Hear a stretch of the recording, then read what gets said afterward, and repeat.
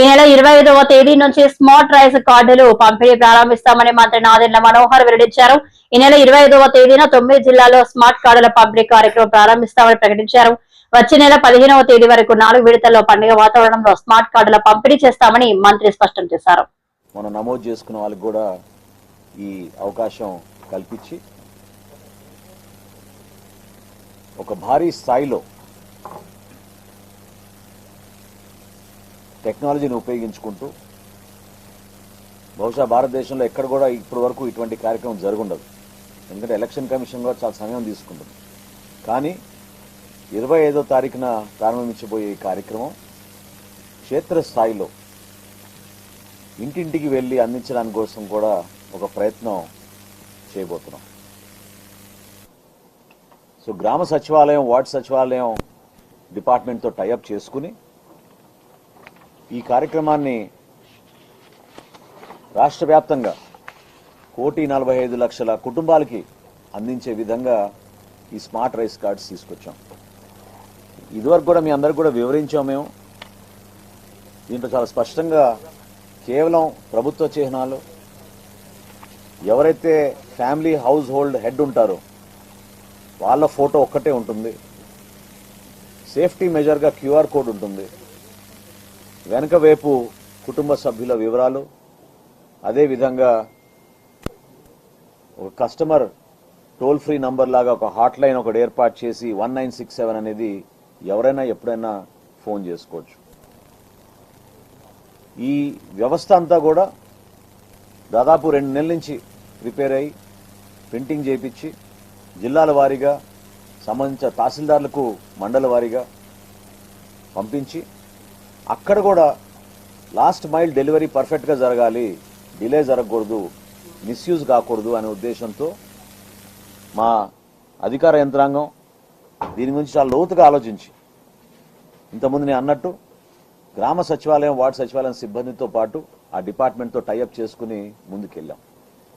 ఈ యూనిక్ ఫీచర్లో మొట్టమొదటిసారి మేము డెలివరీ చేసే ముందు కూడా QR కోడ్ ఏర్పాటు చేసి ఇటువంటి బాక్సెస్లో ఈ కార్డ్స్ అన్ని కూడా పంపించడం జరుగుతుంది. అంటే ప్రతి తహసీల్దార్ గారికి, ప్రతి మండలానికి ఆ సంబంధించిన ఫేర్ ప్రైస్ షాప్ నంబర్ ఏదైతే ఉంటుందో ఆ ఫేర్ ప్రైస్ షాప్కి సంబంధించిన కార్డ్స్ అన్నీ కూడా ఇటువంటి బాక్స్లో సీల్ చేసి ప్రతి బాక్స్కి మళ్ళీ ఒక QR కోడ్ పెట్టి ట్రేసబిలిటీ ఏర్పాటయ్యే విధంగా ఏ రోజుకి అక్కడ మేము డెలివరీ చేసామో ఆ రోజు నుంచి అది సరిగ్గా మండల స్థాయికి వెళ్ళినప్పుడు అక్కడి నుంచి తహసీల్దార్ గారి ఆఫీస్ నుంచి స్థానిక గ్రామ సచివాలయం, వార్డు సచివాలయం సిబ్బందితో కలిసి ఆ ఫేర్ ప్రైస్ షాప్ డీలరు పంపిణీ చేసే విధంగా ఒక ఏర్పాటు చేశాం.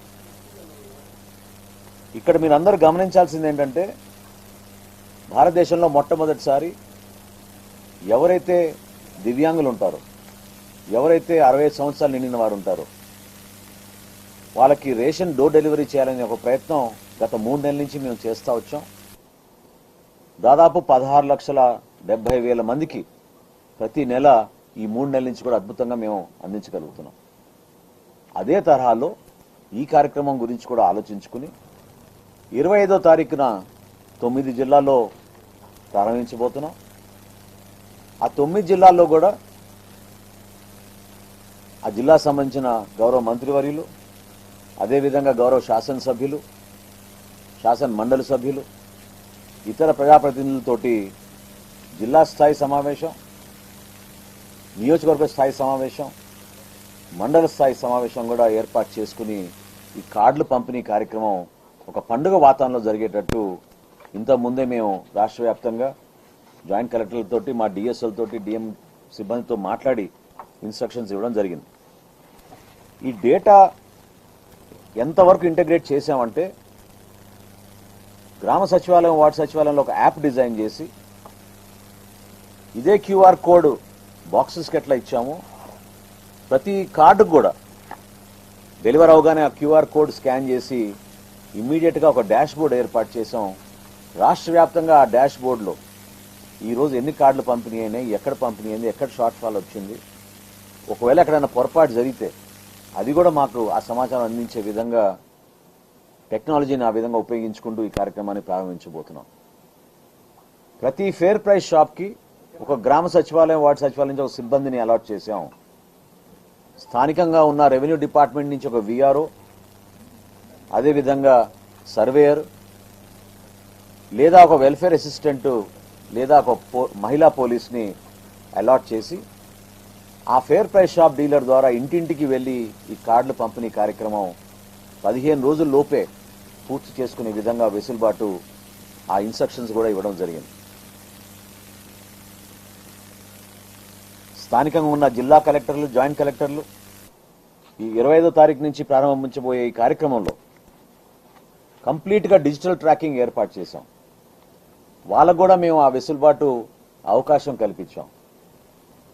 ఆ డాష్ బోర్డ్ ద్వారా ఆ జిల్లా కలెక్టర్లు, జాయింట్ కలెక్టర్లు ఇమీడియట్గా చెకప్ చేసుకుని వాళ్ళ జిల్లాకు సంబంధించిన అనేక మండలాల్లో ఏ విధంగా ఈ పంపిణీ జరుగుతుందో దానిపైన కూడా వారు ఎప్పటికప్పుడు సమీక్షించుకోవచ్చు.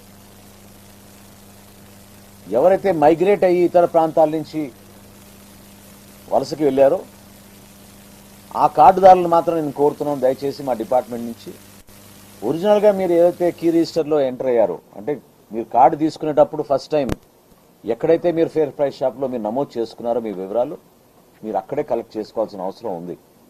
ఎందుకంటే మేము మొన్న ఒక రీజనల్ కాన్ఫరెన్స్ ఏర్పాటు చేసినప్పుడు విశాఖపట్నంలో మా దృష్టికి వచ్చింది, కొన్ని రేషన్ షాప్లో 143% రేషన్ కూడా మేము పంపిణీ చేస్తున్నాం.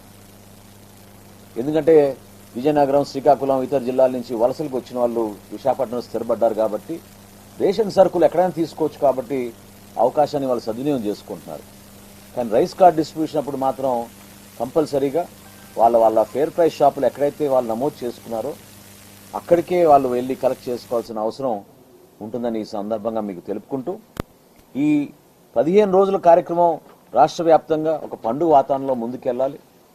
అంటే 25వ తారీఖున ప్రారంభించబోయే ఈ కార్యక్రమం నేను మీకు డేట్లతో సహా చెప్తాను.